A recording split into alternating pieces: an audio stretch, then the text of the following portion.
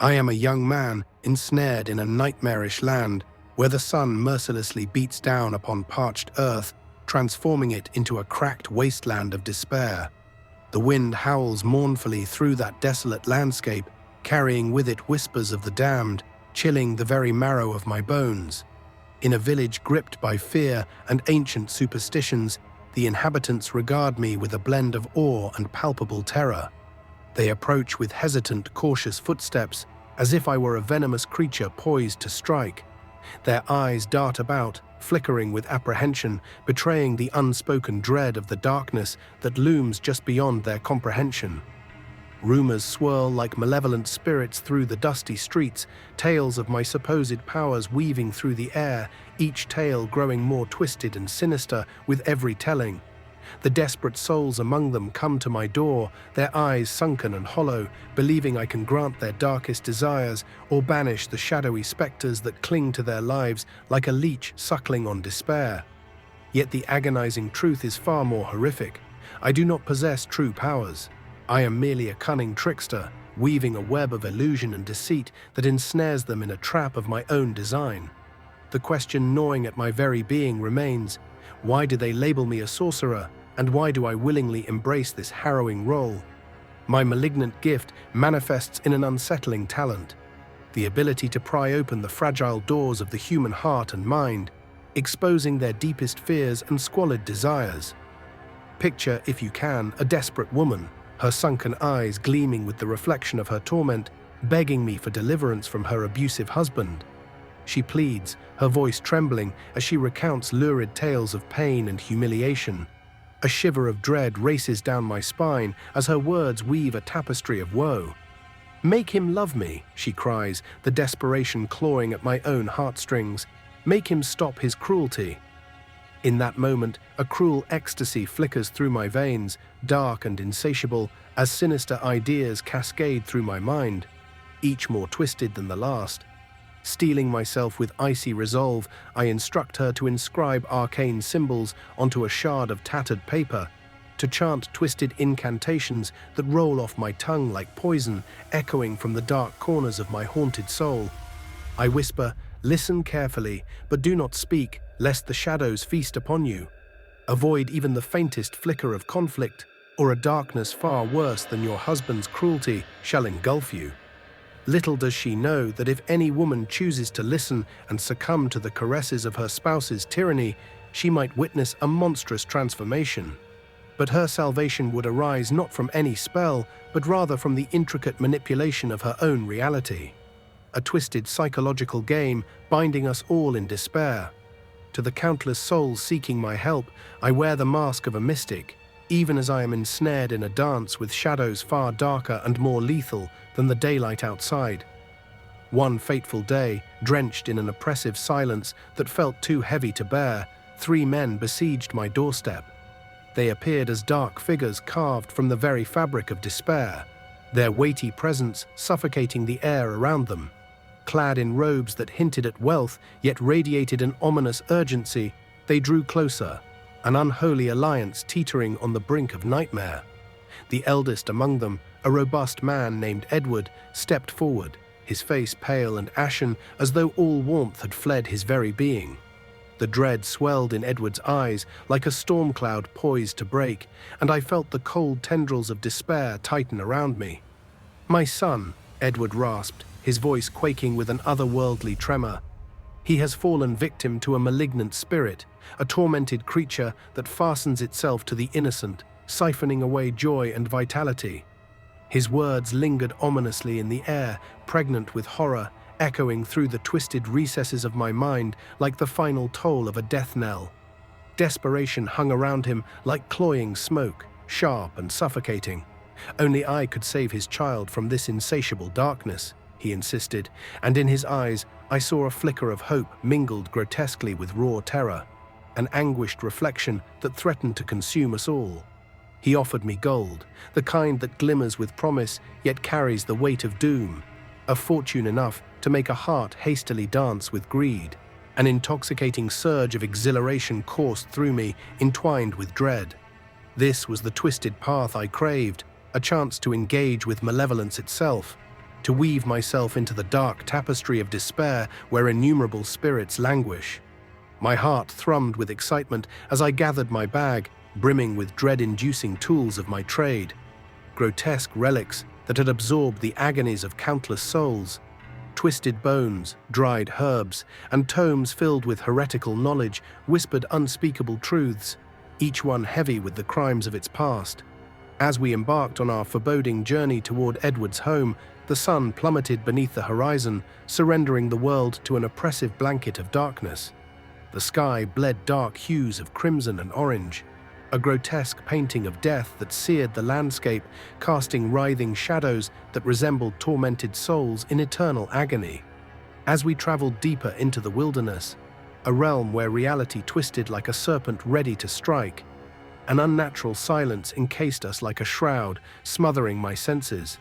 The air became dense, stifling, each breath pulling me deeper into the crisis of entrapment. Dread quickened my pulse as my mind betrayed me, conjuring visions of horrors lurking just beyond the reach of my headlights. Suddenly, a dark figure materialized before us, an apparition entwined with tenebrous shadows. A spectre cradling a black cat, its eyes glinting like polished obsidian, glaring into my very soul. Terror surged through me, a frantic pulse racing through my veins, even before Edward let out a strangled scream, a sound reminiscent of a beast caught in its death throes. I slammed my eyes shut, heart pounding with primal instinct, desperate to disbelieve the unfolding nightmare. But in an instant, the figure melted into the darkness, vanishing like a melting candle before the chill of an unfathomable night. Moments later, fate's cruel thump delivered a dire blow. A gaunt figure appeared on the cracked asphalt ahead of us, past the cruel gleam of the headlights, a shadow so emaciated it could slip through the very fabric of reality itself. I felt dread coil tightly in my stomach, a serpent tightening its grip as the figure drew closer, its face obscured, yet bearing an unsettling familiarity that twisted my heart into a knot. Unholy recognition gnawed at my thoughts, a monstrous terror already unfurling.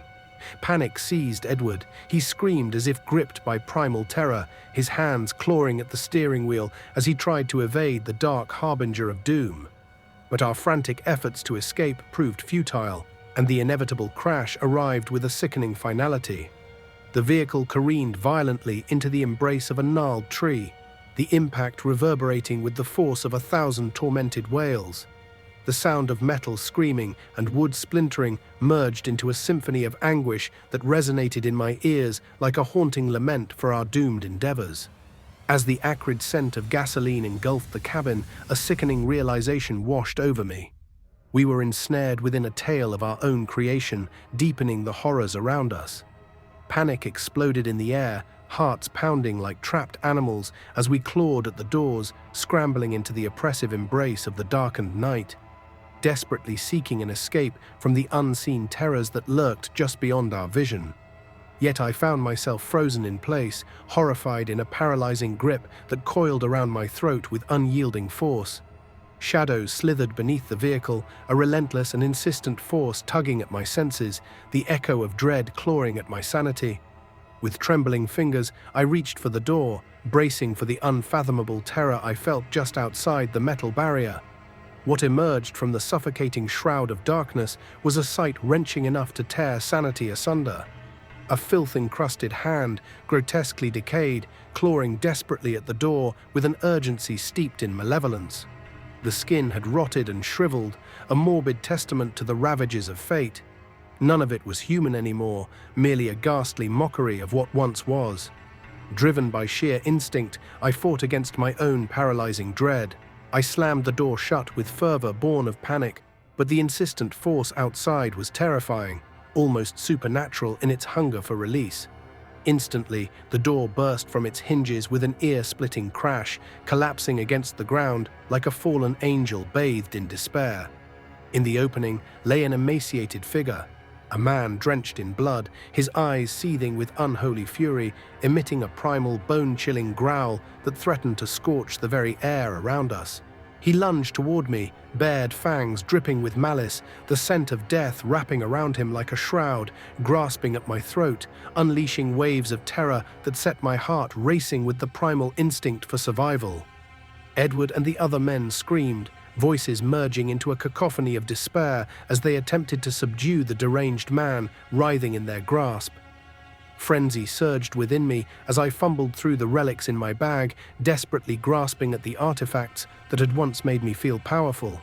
I withdrew a leather whip fashioned from the skin of a wolf, an artifact suffused with dark folklore, its very presence demanding reverence. Legends claimed it possessed the ability to control spirits and dark entities, yet I stood terrified, unsure of the very powers I had once manipulated to my advantage. As I wielded the whip against the man, striking him repeatedly, I felt a twisted sense of glee intermixed with dread. Blood splattered against the walls, a grotesque mural illustrating the horror of our struggle.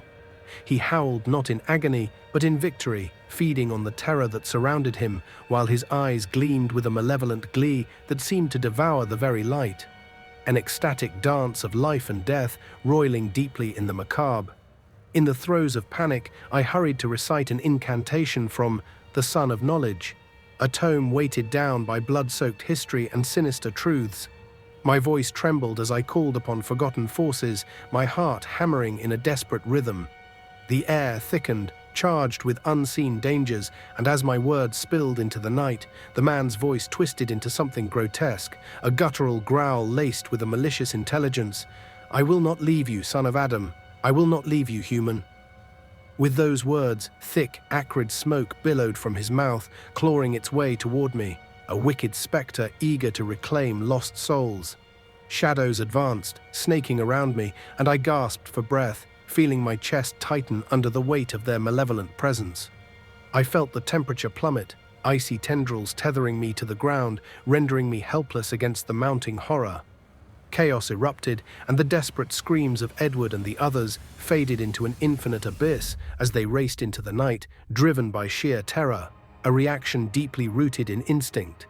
And I remained, an unwilling witness to the monstrous reality unfurling around me, strings of destiny pulling tighter, wrapping around my throat until I could hardly breathe. My consciousness faltered and flickered, fading into an oppressive void, swallowed by the all-encompassing darkness that enveloped me.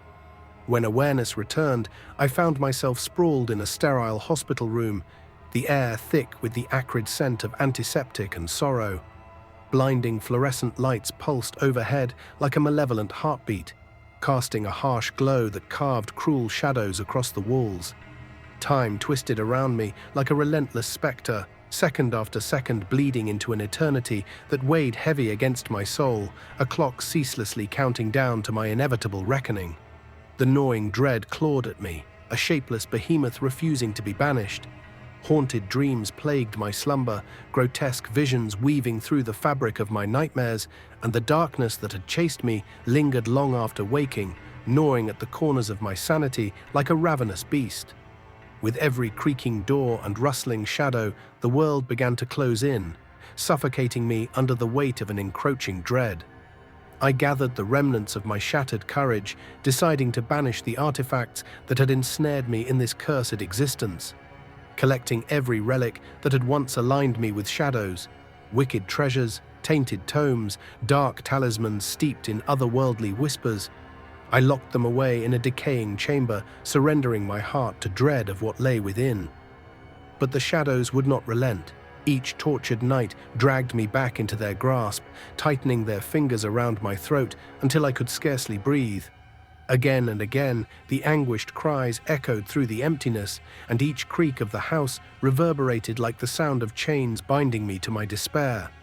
One bleak night, I jolted awake to a deep, sorrowful wail, a mournful cry of agony that echoed through the walls like the lament of tortured spirits yearning for release.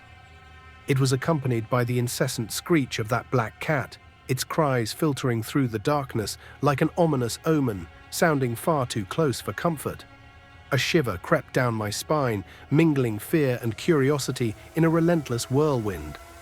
I stumbled toward the source of the sound, heart pounding against my ribcage as dread coiled in my gut like a viper, warning me of the horrors waiting just beyond the door. With slow, trembling hands, I pushed it open, an act of reckless defiance against the shroud of night. In the gloom, a grotesque sight met my eyes. A dish lay upon the floor, grotesquely adorned with a putrid piece of flesh, marred with an intricate skull-shaped tattoo, a ghastly offering to the void. My stomach roiled, and bile rose in my throat as understanding crashed into me like a tidal wave, drowning me in despair. But beside it lay a piece of human skin, inked with words dripping with malice. Azael invites you to next year's feast. Frozen in horror, realization clawed at my mind like jagged glass shards. I had unwittingly opened a dark chasm, summoning forces that now clamored for retribution, marking me as an unwilling pawn in their unholy game. With shadows closing in around me, brushing against my skin like the ghostly fingers of the forgotten, I felt my sanity crack, splintering under the weight of despair. Even as I felt the encroaching oblivion threaten to swallow me whole, an unsettling knowledge crept into my heart. I had become a vessel for evil, a repository of darkness entwined with the sinister threads of fate. As the air thickened with rising dread, whispering secrets of carnage and horror, I knew that my story was far from over. I existed within the age-old cycle of fear, trapped within an eternal nightmare that would twist and turn with each breath, a spectre bound to the shadows. The night would take its due, and I had inadvertently invited the darkness to claim me. No longer merely a participant, but a willing servant to the very evil I had once sought to conjure. The impending doom pressed in upon me, reminding me that I was not a master, but a mere pawn caught in an inescapable web of shadows, surrendering to the insatiable appetite of the darkness I had unwittingly unleashed.